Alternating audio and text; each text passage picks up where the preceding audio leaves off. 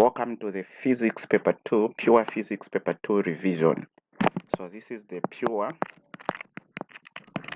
Physics Paper 2 revision. You know, these questions were posted in the group.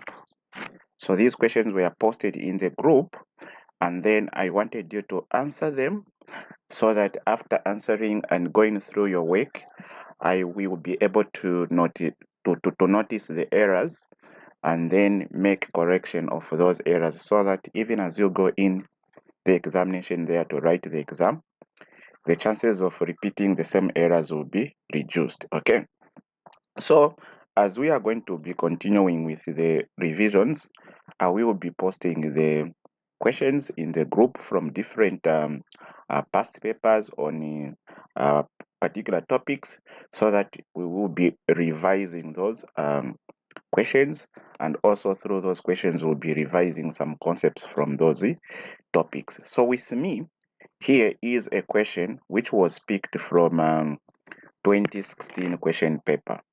So this was picked from a 2016 question paper. Okay, so the question reads the question reads 1A, complete the table below to show what property is measured by each of the following, by each of the instruments listed. Complete the table below to show what property is measured by each of the instruments listed. Okay, so we have instrument, property, then unit. So the instrument have been provided. We have ammeter, we have spring balance, and we have micrometer.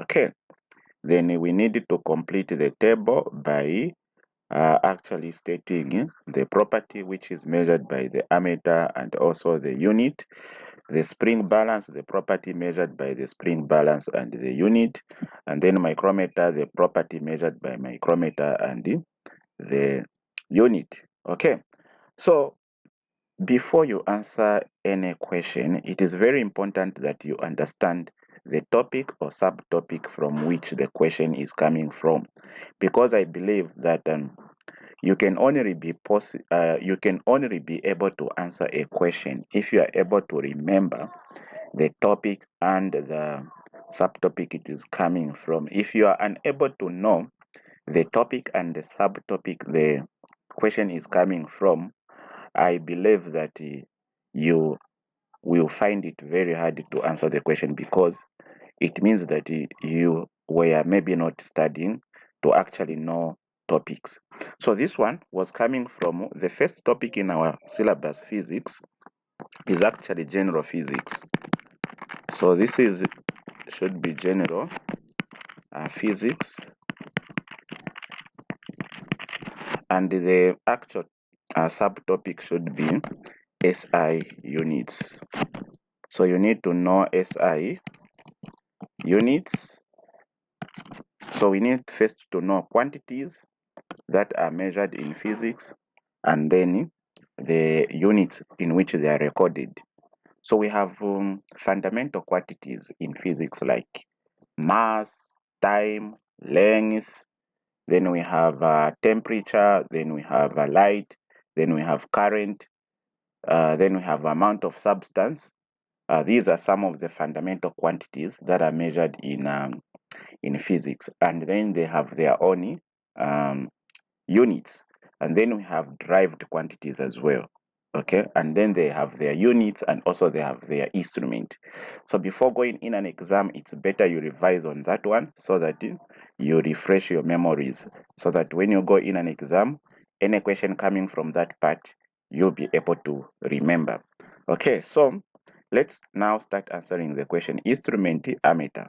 Property it measures, or the quantity it measures here, it measures current. So this one measures the current. Then the SI unit for current is ampere, which is the symbol is actually A, capital A. Then the spring balance, the property it measures, or quantity, is actually force. Force, or the way we normally know it as weight. So the unit for force or weight is Newton, okay, whose symbol is capital N. Then the micrometer screw gauge measures a property or a physical quantity known as length. Okay, so here many people would get this question wrong because they would put thickness, diameter, whatsoever. Those are examples of length. Thickness, diameter are just example of length. So the main property it measures is length. And then the unit, especially the SI unit, is the meter, okay, which can be written small letter m there. Okay, so this is how you were supposed to answer. So go and revise on SI units or quantities and their SI units. Then we move on to B, where they are saying state one precaution that should be observed when using a micrometer screw gauge. So we state one precaution that should be observed when using a micrometer screw gauge. So a precaution is kind of care that should be done or that should be taken care of before doing something. So like before you start using a micrometer screw gauge, what care should you do with it that would make avoid anything wrong to happen? Like a micrometer screw gauge, as we have seen here, is used to measure length. And this micrometer screw gauge itself, it's a very sensitive instrument which is used to measure very small quantity of length, like even the thickness of your hair, even the thickness of a paper or razor blade. It is capable of measuring it. Now, because of that, it has to be cleaned on its sides. So if you don't clean it, you discover that it will be able to give you errors in the reading because it is capable of measuring even very small particles of dust that are found on its surface, that can be found on its surface. So one precaution that you can take is just to clean. You clean the anvil and the spindle before using it. Yeah. But another one is just to check for zero error. You check and correct for zero error. Zero error is an error that results when an instrument is able to give you the reading without it being measuring anything. So zero error is an error that results from an instrument showing some readings when it is not measuring anything. So you can check if it has zero error and account for it. So you check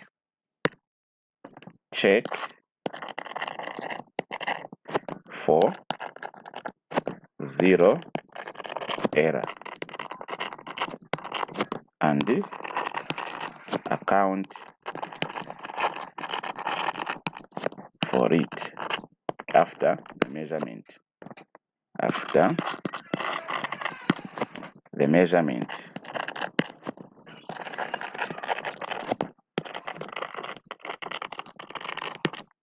So if an instrument is already giving you a positive zero error, before using it, it is giving you a positive zero error. It means that this positive zero error must be subtracted from the final answer. If it is giving you a negative zero error, it must be added to the final answer. That is how you should do account for the zero error. Okay? So also go on the micrometer, screw gauge, vernier caliper, revise as well how those are used. Then we come to this question 2. Question 2 says a balloon is filled with 0.008 cubic meters of air. Without the air, the balloon has a mass of 0.02 kg, but when filled with air, the mass increases to 0.03 kg. Let's read again. A balloon is filled with 0.008 cubic meters of air. Without the air, the balloon has a mass of 0.02 kg, but when filled with air, the mass increases to 0.03 kg. Okay, we understand. So what we have understood is the balloon is filled with air, 0.008 cubic meters of air. So that is the volume. So say volume of air is 0.008 meter cubed.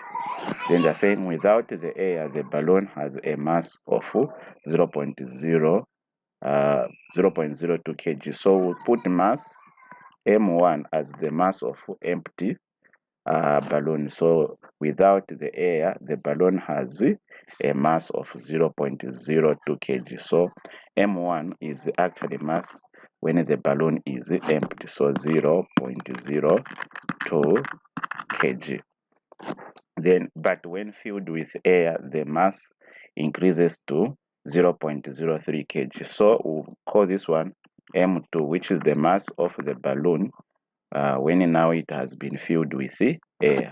So 0.03 kg.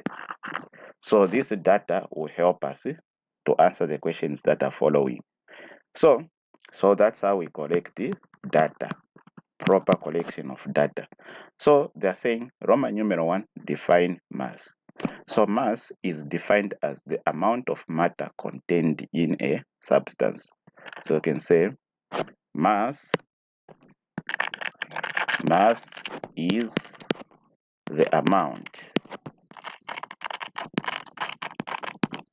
of what's going on, matter contained in a substance. Okay, then Roman numeral 2 says define density. So density is defined as mass per unit volume of a substance. So we can say density is mass per unit volume of a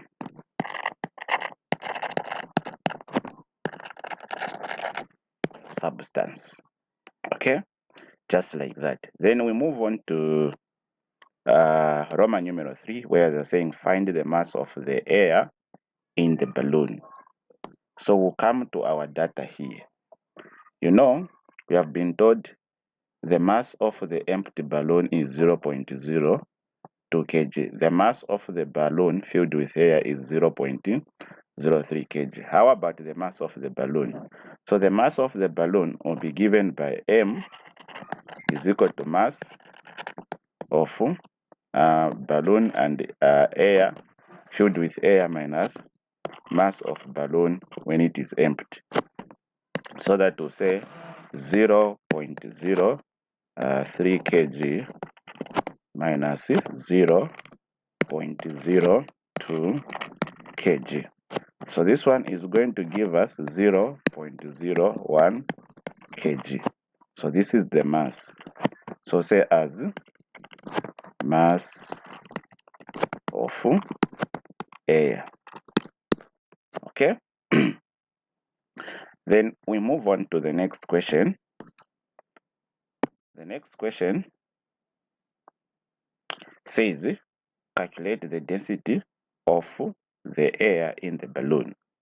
So density, guys, density is given by this formula. Density is equal to mass over volume.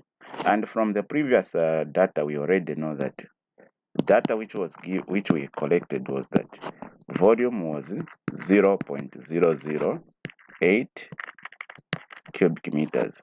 And then since we are calculating the density of the air, so we know now that the mass that we calculated for air was 0.01 kg.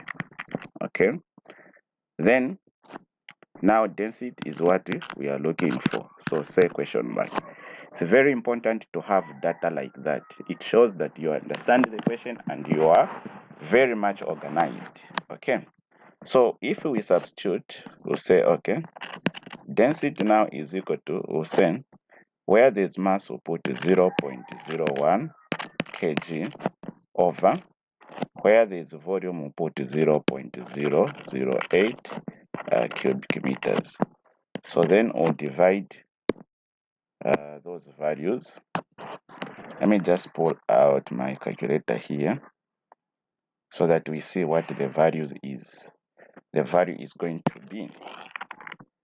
So say 0.01 divided by 0.008, we are getting 1.25. So the answer is going to be 1.25.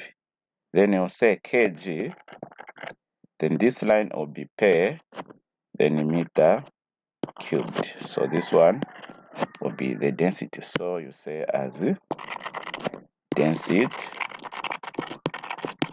of the air. Okay, then we move to the next question, which says a block of metal has a density of 2,700 kg per cubic meters and occupies a volume of 0.1 cubic meters. Find the weight of the metal block. Let's read again. A block of metal has a density of 2,700 kg per cubic meters and occupies a volume of 0.1 cubic meters. Find the weight of the metal block. So they are asking us to find metal, but data. What data do we have? Let's collect the data here, the information. We are told a metal block has a density of 2,700 kg. So we have density of 2,700 kg per cubic meters. Then, and occupies a volume of 0.1 cubic meters, and it has also a volume of 0.1 cubic meters. Then they're saying find the weight of the metal block. So they're saying we find weight, which is an unknown. So we know that weight, by formula here, weight is equal to mass times acceleration due to gravity. So acceleration due to gravity is always G is equal to 10 Newton per 10 Newton per kg. That is the acceleration due to gravity. Then we need it here in our formula to calculate weight. We also need the mass. So we also need the mass. Mass is an unknown. So we have to calculate weight. For us to calculate weight, we need to have mass and the acceleration due to gravity. Acceleration due to gravity is always known, 10 Newton per kg. Then mass, as it is in our data here, it's not there. You can see that from this data, mass is not there. But we know that mass, with the data given already, we have density, we have volume. So this data can help us to find mass. So mass, for instance, we say density is equal to mass over volume. So if we can make mass the subject of the formula, it will be mass is equal to density times what? Volume. So if we can get this and replace it in this formula, equals, where there's mass, we substitute density and volume, then we bring back acceleration due to gravity. So having done that, now we can substitute to find weight. So substitute, density is 2700 kg per meter cubed times volume is 0.1 meter cubed, then acceleration due to gravity is 10 Newton per kg. So now some units will cancel, like meter cubed will cancel, kg and kg will cancel. Then we'll multiply now, we'll say 2700 times 0.1 times 10, we are getting 2700. So the answer will be 2700. Now the unit remaining is Newton, so put Newton. So that is the correct unit for weight. So we are going to say this is the answer. So as the weight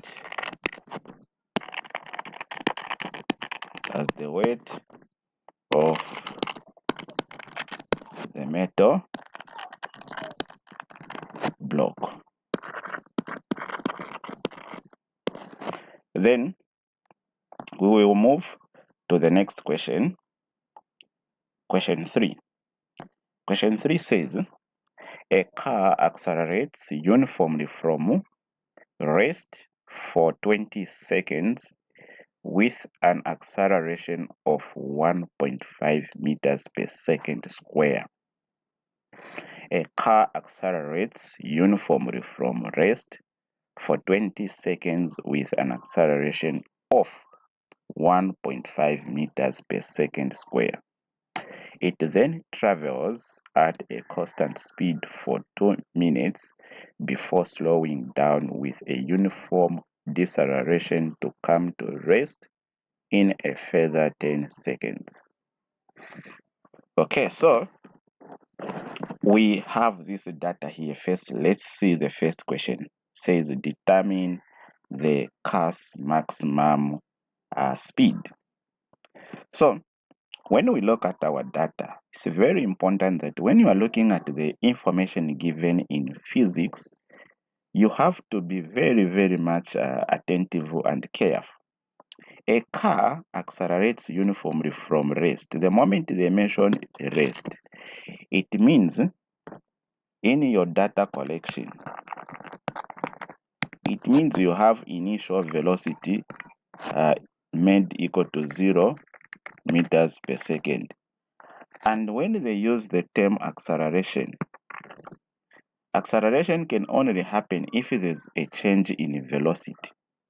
Okay, so there will be a change in velocity now, which is from rest to another velocity they are asking, which the one they're asking here, determine the car's maximum speed. Actually, this is velocity and speed are one and the same. When they say maximum speed, they're just there to confuse you, Elena, who has little knowledge on how velocity and speed are related.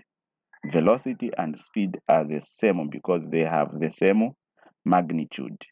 They only differ because velocity talks about direction, while speed does not deal with the direction. So velocity is a vector quantity because it talks about both the magnitude and direction, while speed is a scalar quantity because it only talks about the magnitude, it doesn't talk about the direction. So when they say determine the car's maximum speed, it's actually velocity here, because usually when we are talking about acceleration, then we stop talking about speed as we stop talking speed. We stop talking about speed. We switch the language to velocity. Okay, because acceleration is the rate of change of velocity in a specified direction. So when they say a car accelerates uniform from rest, It means that there's an initial velocity and a final velocity. There's a change in velocity. And I've already told you that from rest, it means that it started from initial velocity 0 meters per second. And now it is going to go to another velocity. That will be final. Okay? So now, that final velocity, they've not mentioned it. They've just said uniformly from rest for 20 seconds. So the time in which the acceleration occurred was 20 seconds. Okay, with an acceleration of 1.5 meters per second square. So here there was an acceleration which is 1.5 meters per second square. So then in this situation, we don't have final velocity. So it is the one they were asking. Why do we know that? Because after they mentioned this, they went ahead to say it then travels at a constant speed. Meaning when it reached that final velocity v, it maintained, it did not increase beyond that. So it maintained that speed for 2 seconds before slowing down with a uniform deceleration to come to rest in a further 10 seconds. So it went down again. So in that case, we are going to find what? Final velocity as the maximum speed they are asking for. So we know a formula which relates velocity, acceleration, time. It's this one here. Acceleration is equal to final velocity minus initial velocity over time. So in this case, if we substitute, acceleration is 1.5 equals final velocity is unknown, initial velocity is 0 over time is 20 seconds. So in this case, this will mean this. It will mean that 1.5 is equal to v minus 0. It will be just v over 20. Then we'll make v the subject of the formula. So say over 1. This is now mathematics. We cross multiply. 1 times v. It will mean that v is going to be equal to 1 times v, then 1.5 times 20. So multiply 1.5 times 20 to get 30. So get 30 meters per second as the maximum speed. So as the maximum speed.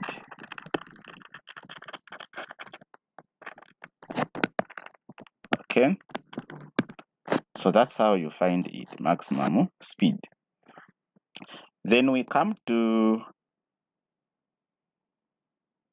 this other question. Sketch a velocity time graph for the motion in the space below. Sketch a velocity time graph for the motion in the space below.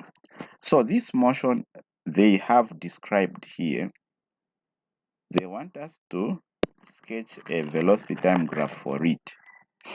So a velocity time graph would be like this. Let me do like this. So let's see if we can have something to work with. Velocity time graph.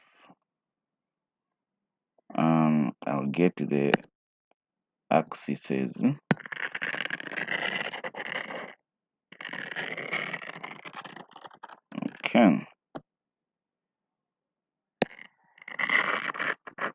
Okay. So you have to draw the axes. So you have the y-axis should represent velocity. Here you put v in. Let me do like this, in meters per second. That will represent the velocity. Then time will be on the horizontal axis. So this side will be time. That will be in seconds. Then here you always have a 0. So here, what you do, mark first this information here. Okay, so the car did what? Started from 0 and took the time for 20 seconds. 20 seconds, you can mark 20 seconds here because it's a sketch. Then that 20 seconds, it is the one should be matched with a velocity on the vertical axis. A velocity, this one which we found here. Okay, so that will be the velocity that we are going to match it with. So that velocity, we can mark a velocity here of 30.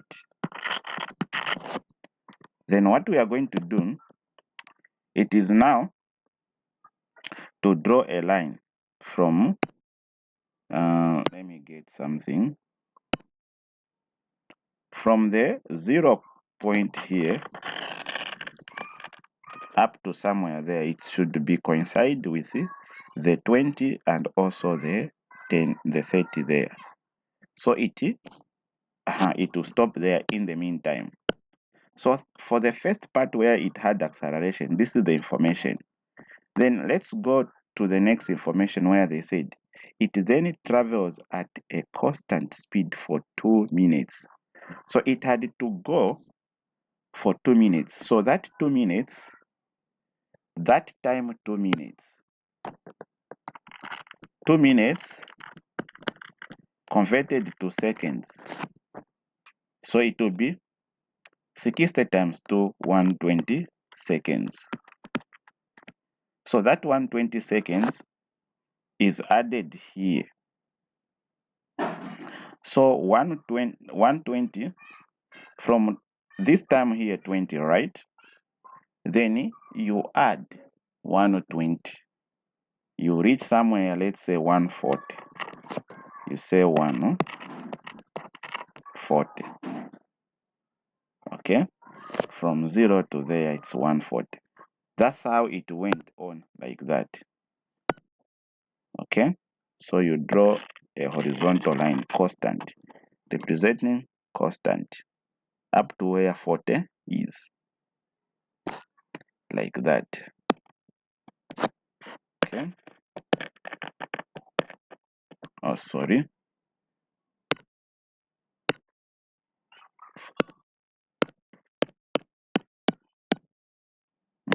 Trying to align this one. Okay. Hope it is aligning up. If it doesn't, okay, it lines up now. So now you go back to the information where it says again that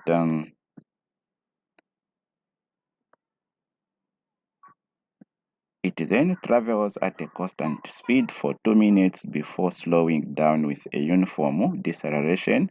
So it had to slow down to come to rest in a further 10 seconds. So you have 10 seconds in time. So from 140 to 140 you add 10, you have 150. So you are just sketching. You can approximate to say 150 must be here. Then it slowed down. So since it's slowed down, you join from there to where it went in slowing down. So this one may be your sketch, just like that. Okay, so that is it. Then we move on to the next question. So the next question, C says, what is the total distance traveled by the car in the same time described? So they are asking for total distance which was traveled by the car in that time described. So let's get back here and find the total distance. So let's calculate total distance from here. Total distance is the distance covered from 0 to 150 seconds. So total distance is always under the graph. Area under the graph is equal to area under the graph. So distance, I'll solve this question from here. Distance is equal to area under the graph. For velocity time graphs, for a velocity time graph, distance is equivalent to area under the graph. So the condition I'm putting here is for the velocity time graph. Distance is equivalent to area under the graph. It is not all types of time graph. It is like that. This is only for the velocity time graph.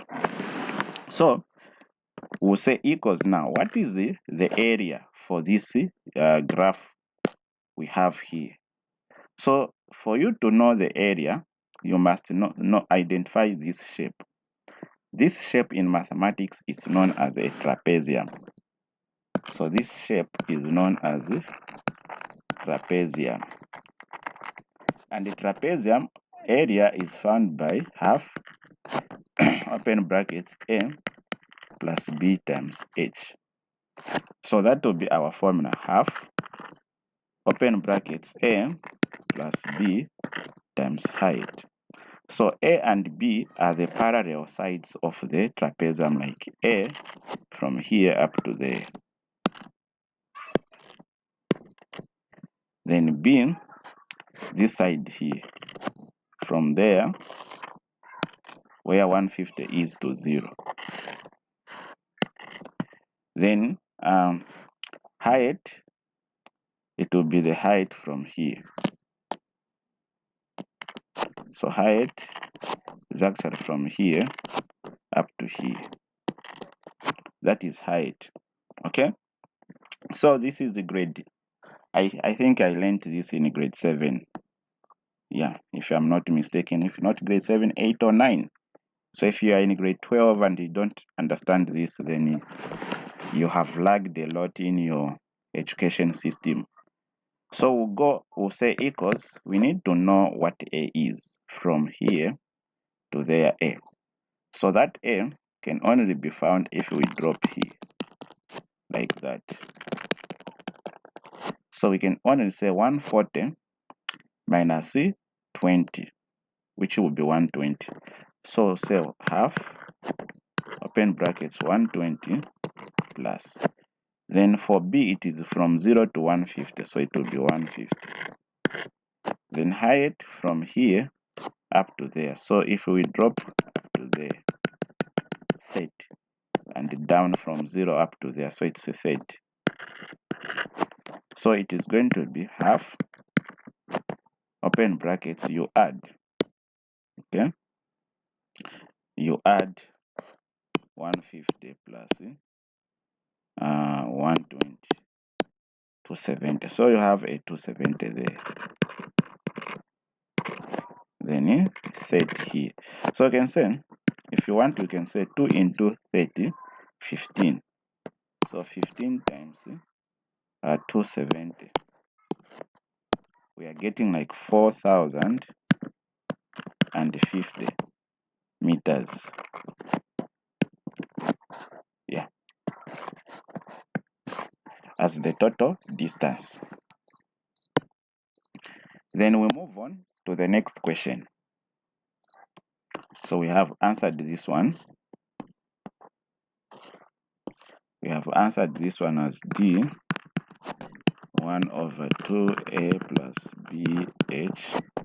I said it will be now 1 over 2, 120 plus 150, 30, which has given us 4,050 meters as the total distance. Then we come to D, or to 4. For they are saying, figure 4.1 below shows a childish toy car of mass 40 grams positioned at A at the top of a roller coaster track.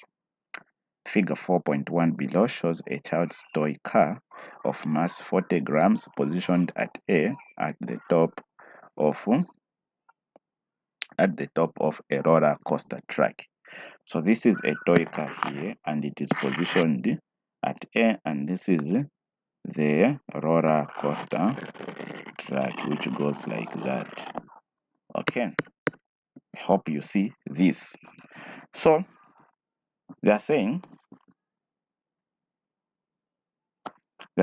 assume that all forces due to friction and air resistance may be ignored and take G as 10 Newton per kg.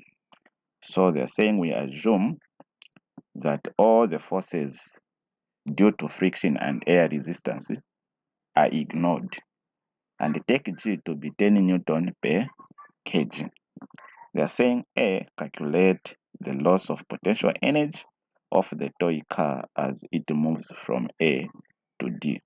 So as the toy car moves from A to D, there will be loss in potential energy. So they want you to calculate that. Okay. So here, for us to calculate total loss in potential energy, we will use this formula here. That loss in potential energy is going to be equal to potential energy at D. The final potential energy at D here, we should know it. And also potential energy at A must be known. Then when we subtract the two, then the difference is the loss. Okay? That's how we are going to work this one out. So this one at A. So say loss in potential energy is potential energy at A, at D I mean, minus potential energy at A. So we will calculate potential energy at D. Or first we start with potential energy at A. You know, potential energy in itself is calculated by the formula mass times acceleration due to gravity times height. So when we look at our data, we have mass as what? 40 grams of this toy car here.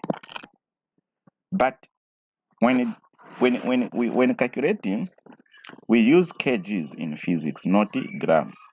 So convert this gram into kg by dividing it with 1,000, so that it becomes 0.04 kg. So we know the mass is that. Then height, or G, acceleration due to gravity, has already been given here as 10 Newton per kg. Then height is equal to this one here. Since we are calculating potential energy at A, height is this 2 meters. Then we'll substitute. We'll say, okay, we'll say 0.04 times 10 times 2. So what are we getting? Let's multiply 0.04 times 10 times 2. We are getting 0.8. So here, 0.8 joules. It will be the potential energy at A.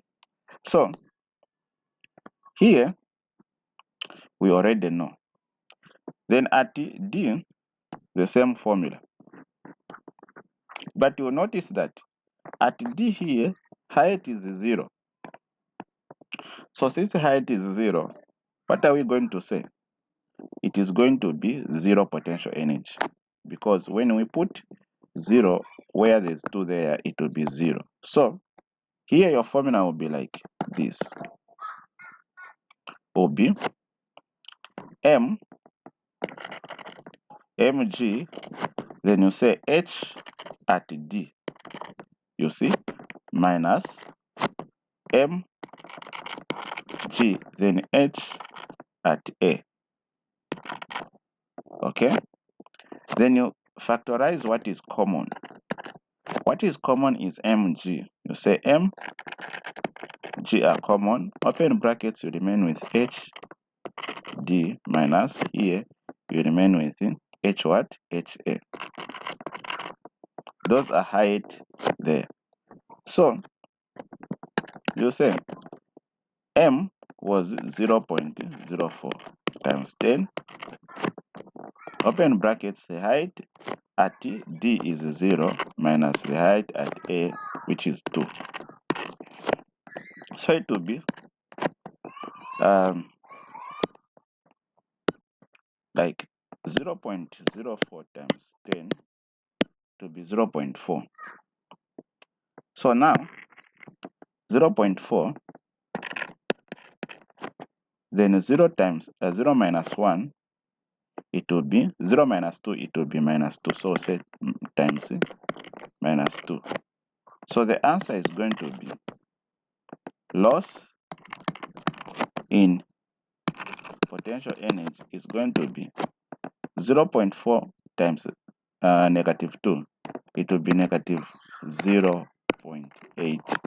joules. That is the loss in potential energy. Then we move on to the next question. Calculate the speed of the toy car at B. We want to calculate the speed of the toy car at B. There are two methods that we are going to apply to arrive at the same answer. I will use the conservation of energy formula, and then I'll also use the equation for falling objects.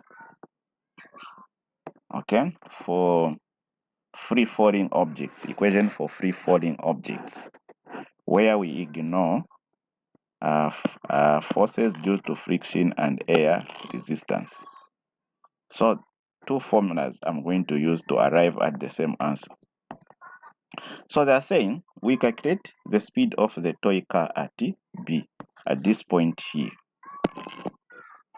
where the height is 0.5 meters.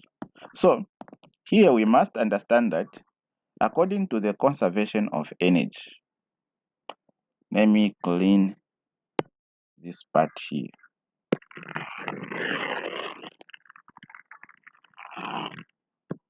So according to the conservation of energy, energy at A is equal to energy at B. I'm saying energy at A is equal to energy at what? At B. Why? Because energy is not created nor destroyed, but it is transformed from one form to another. So in a system, especially in a closed system, energy is constant. It is just converted from one form to another. So that being the case, when this toy car begins moving from A to B, some of its potential energy at A will be converted to two forms of energy: kinetic energy and the potential energy.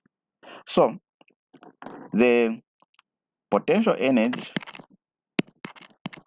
at A will be converted to one, kinetic energy at B plus also potential energy at B. That's how it is going to be. Okay, so using this formula, we will be able to answer the question. So we know already that we will use that formula already, that potential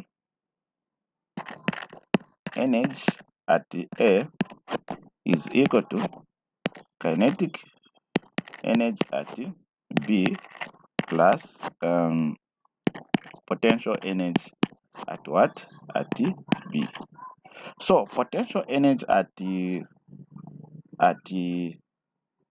potential energy at A was already found to be 0.8.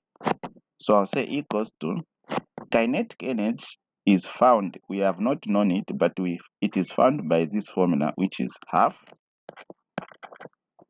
mass and velocity squared plus. Then potential energy at B was also not found, but we will find it using the formula M, G, and H. So here, H, we are going to use this one to find the potential energy at B. Then, since we are going to look at speed, speed is going to be found using this formula here. This speed here, V squared, is the speed they are looking for. So, if you want, what we can do here is to substitute the values throughout. Or if we want, we can make V the subject of the formula in advance. But that, if it is complicated, I'll avoid it. I'll go step by step. 0.8 is equal to 1 over 2. Then I'll put mass. Mass already was 0.04. Then V squared will remain as it is plus. Then here I'll put mass already was the same, 0.04 times acceleration due to gravity, which is 10, times height, which is 0.5. You have seen? So I'm going to evaluate 0.8 equals, so I'll divide 2 into half times 0.04 is the same as saying 2 into 0.04, which will be 0.02 V squared. You've seen? Then I'll put plus, will come. Then I'll multiply what is this side here. I'll say 0.04 times 10 times 0.5. I'm getting 0.2. 0.2. So what we are going to do is to collect like terms. This 0.2 come where 8 is. 0.8 minus 0.2. It will be 0.02 V squared. Then this one will give us, I'll just say this implies that I will begin copying with this one. 0.02 V squared will mean, we'll say 0.8 minus 0.2 will remain with 0.6. Then to remain with V squared, we divide by 0.02, also 0.02. So that and that goes. V squared is going to be, so this step by step. So 0.6 divided by 0.02, we get 30. So we get 30 there. Then since we are looking for V, we'll square root here to get rid of the square both sides. So that this and that goes. So V is going to be, so we'll say square root of 30 is going to be 5.4772 and so forth. So we'll just get to one decimal place, which will be 5 point, from the 7 we'll borrow 1, add to 4 to make it 5. So it will be, that will be the answer, meters per second. So this will be the speed, the one they are looking for. So they're saying calculate the speed of the toy car at B. That is how I can find it. This is one way. Now another way will be this.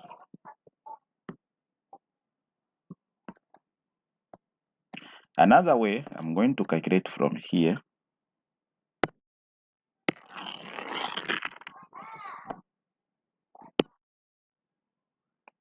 Another way is to use the concept from free falling objects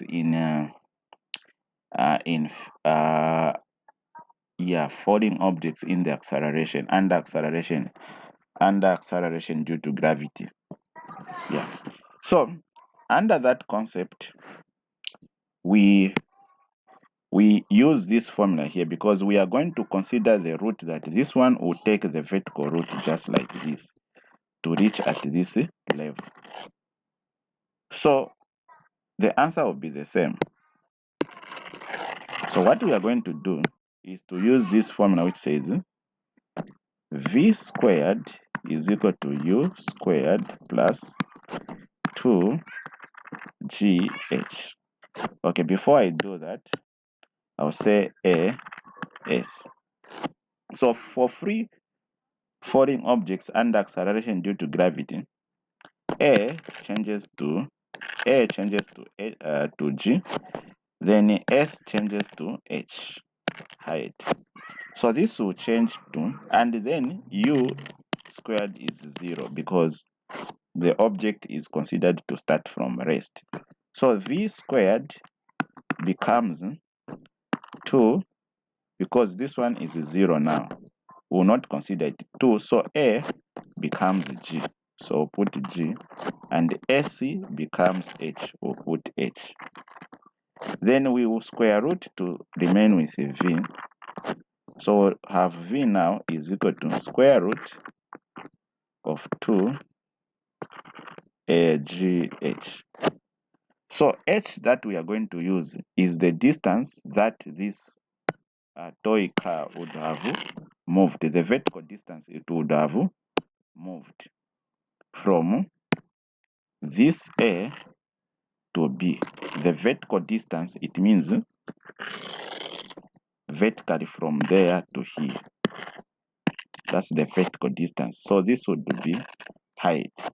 So this height would be found by saying 2 minus 0.5, which will give us 1.5 meters as our height.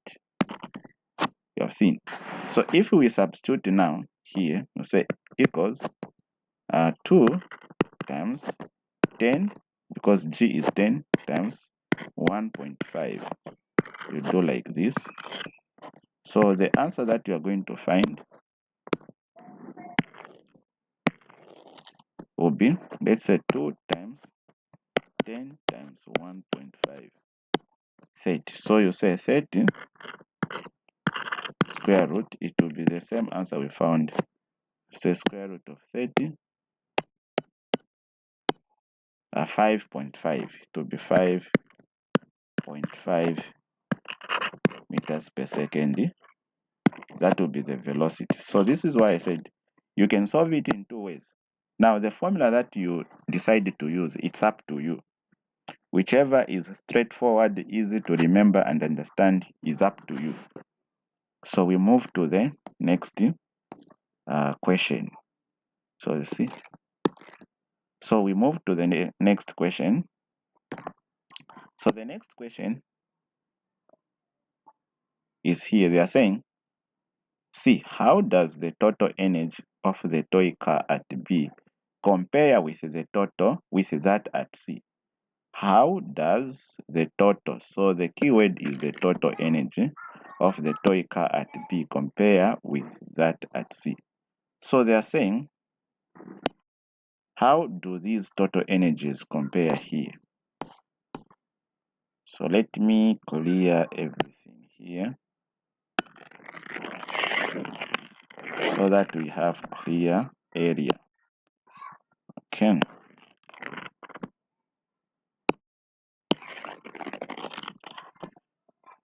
So they are saying, how do the total energy at B compare with the energy at here? So you should know that according to the principle of conservation of energy, energy is never created nor destroyed, but transformed from one form to another. So the energies at B and C will be equal. However, there will be variation. At C, C has more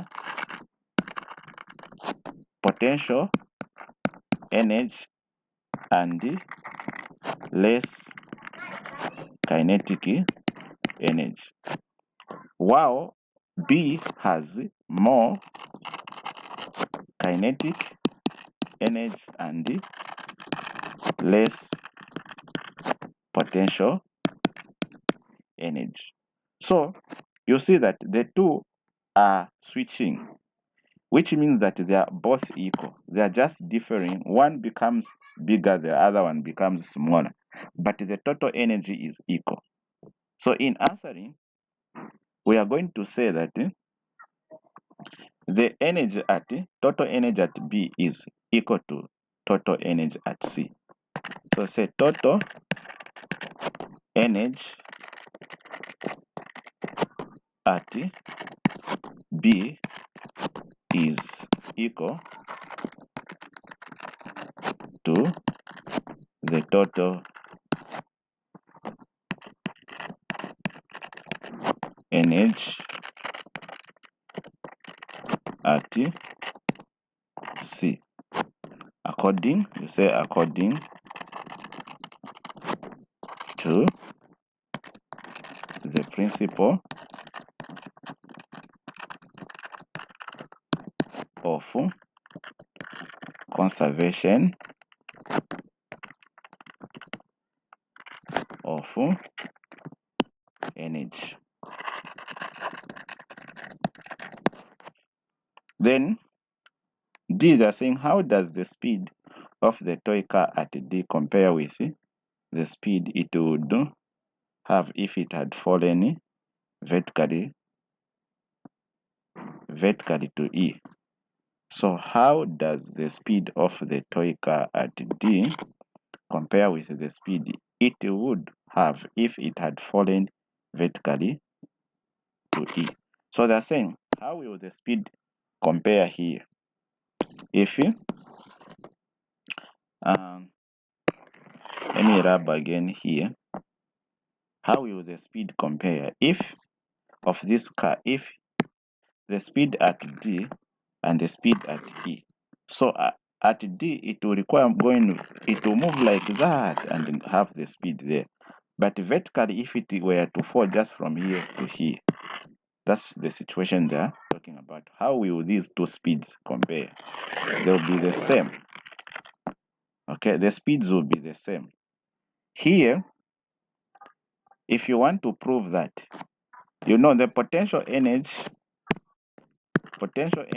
at A becomes kinetic energy at D here. That's how it is.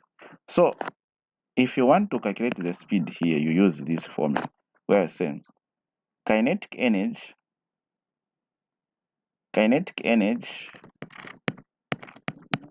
at D is equal to potential energy at A. Then you substitute kinetic energy is 1 over 2 mv squared. Then potential energy at A was found to be 0.8. Then you get rid of the 2 to set over 2 over 1. Then here times 2. Okay. Yeah. So that this one will go. Then also you remain with m v squared is equal to 0.8 times 2. Then also you divide by m, also by m, so that the m goes, you remain with v squared. I'm doing it step by step, so 0.8 times 2 over m. Okay. Then what you do, you square root both sides to get rid of the square. So that and that goes, so v is going to be equal to 0.8 times 2 over mass is 0.04. We already found this one. Square root. Then velocity here, let me evaluate this one. So same, 0.8 times 2 divided by 0.04, 40. So say square root of 40, we'll get 6.3 meters per second. This will be the speed if it were to just move that direction. This will be the speed it will have there. But if it had to just move vertically like this at E, the speed will be found using this formula. I already drove this one, 2h 2gh, where you use this height here, where I say 2 times 10 times 2. So you say equals 2 times 10, 20 times 2, 40. So it will give us 6.3 meters per second. So you have seen, we have done the speed. We have calculated the speed using two, the one at D and the one at E. They're the same. So going back to the question, when they say how does the speed of the toy car at D compare with the speed it would have if it had fallen vertically to E? So the speeds will be the same. The speeds will be the same. That's all. And I've shown you, if I had just written this statement, you would have not believed. But because I've shown you, I think you believe now. So let's see if we still have more questions. Okay, no questions. So this is where we end. Thank you very much, guys. For now, bye. For now, bye, and see you in the next revision.